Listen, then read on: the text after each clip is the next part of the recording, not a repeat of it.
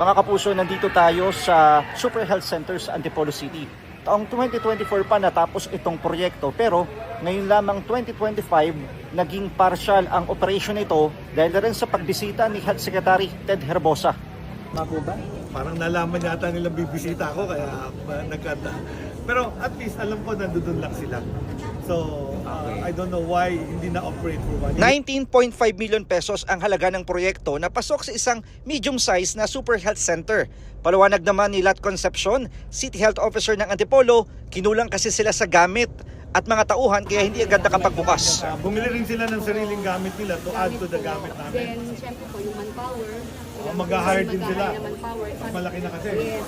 At ano din po kasi tayo, hindi lang naman po yung na-open natin for Dalawa. Dalawa sa center at may dalawa po tayo from the local naman. Yung Super Health Center na yung isa na operational, kailan pa yun? 2 weeks ago. 2 weeks ago. So may delay din pala talaga. From the time we turn over, may delay pa to operate. Meron po kasi isang hindi po nagawa na part mo na kailangan gawin din po. Ginastusan nyo na daw. Ginaasasan po na